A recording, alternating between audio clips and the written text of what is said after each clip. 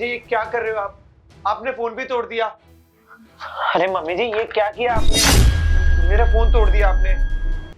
अरे मुझे लगता है ना आपने दवाई नहीं खाई है। आइए चलिए आप, चलिए चलिए।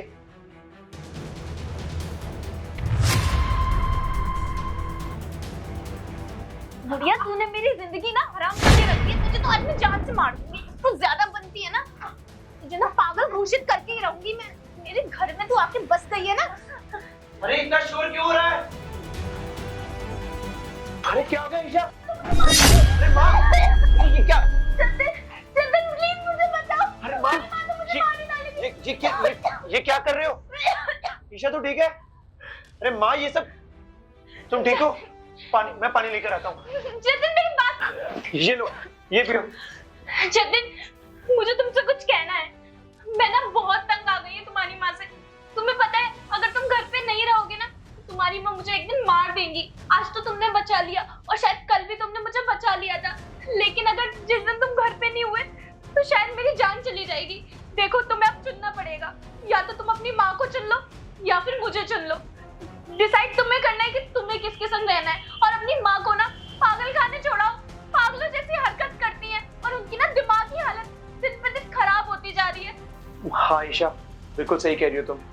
माँ की हालत दिन ब दिन खराब होती जा रही है और मुझे लगता है ऐसी कंडीशन में उनको घर पर रखना खतरे से खाली नहीं। हम कल ही जाकर डॉक्टर से कंसल्ट करेंगे और फिर देखते हैं डॉक्टर क्या कहता है। जब तक आप चलिए मेरे साथ। आइए माँ, आइए।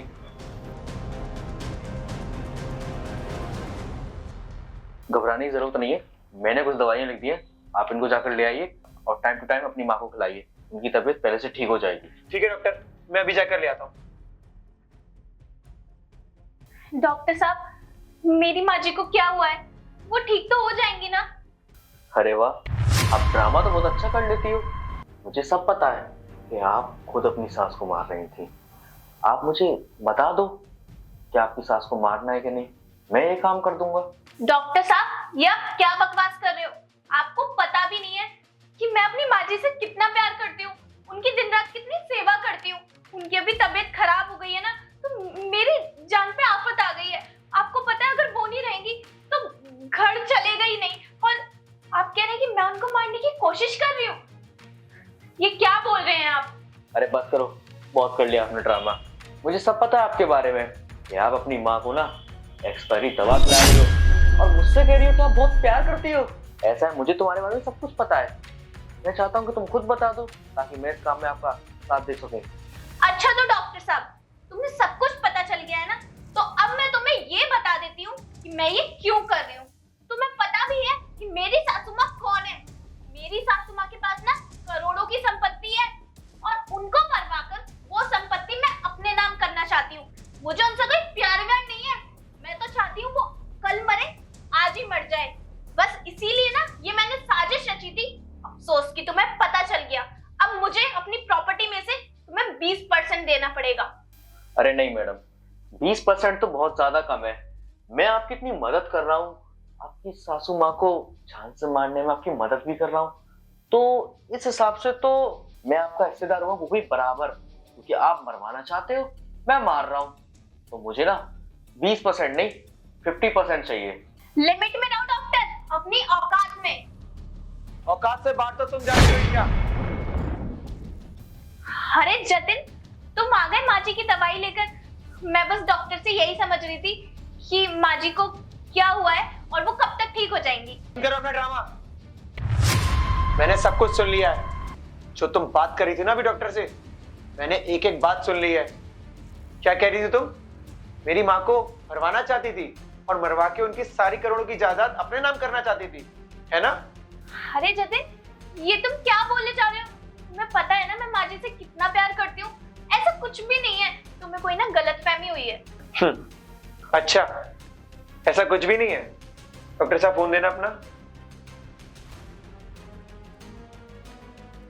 मेरी सास हमारे पास ना करोड़ों की संपत्ति है और उनको मरवाकर वो संपत्ति मैं अपने नाम करना चाहता हूँ। मुझे उनसे कोई प्यार व्यार नहीं है। मुझे पता था तुम अपनी बात से मुकर जाओगी, इसलिए डॉक्टर साहब ने तुम्हारी सारी रिकॉर्डिंग कर ली है और ये तुम्हारी जुल्म में, तुम्हारी साजिश में तुम्हारा साथ देने नहीं आए हैं। ये हमारा ही प्लान था। अरे वाह, तो मिस्टर जतिन, जैसा कि मैं देख पा रहा हूँ आपकी माँ की तबीयत पहले से काफी ठीक हो चुकी है। मुझे लगता है कि आप उनका काफी अच्छे से ध्यान रख रहे हैं, और अगर आप ऐसे उनका ध्यान रखते रहेंगे ना तो उनकी तबीयत और भी ज्यादा बेटर हो सकती है। अरे डॉक्टर साहब, ये क्या बात कर रहे हैं आप? मुझे तो लग रहा है उनकी तबीयत दिन ब दिन बिगड़ती जा रही है, और मैं तो बल्कि आपसे ये कंसर्न करने आया था कि उन्हें घर पे रखना सेफ है कि नहीं, और आप कह रहे हैं कि उनकी दिमागी हालत सही हो रही है। अरे मिस्टर जतिन, आप ये कैसी बात कर रहे हो? ये रिपोर्ट में साफ दिखाई दे रहा है कि आपकी माँ की तबीयत पहले से ज्यादा ठीक हो चुकी है, और आप कह रहे हो कि तबीयत खराब हो रही है। कैसे? अरे डॉक्टर साहब, मैं आपसे झूठ थोड़ी ना बोलूंगा। अरे कल मेरी माँ ने मेरी बीवी की जान लेने की कोशिश करी, और आप कह रहे हैं उनकी दिमागी हालत सही है।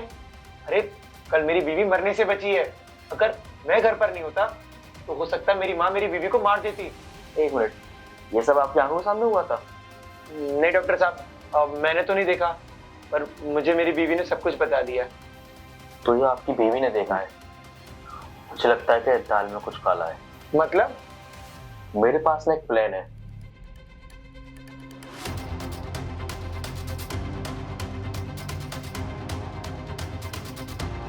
अरे शर्म आनी चाहिए तुम्हें मैं इस घर में शादी करके किस लिए लेकर आया था? ताकि तुम मेरी माँ की देखभाल कर सको, उनका ख्याल रख सको।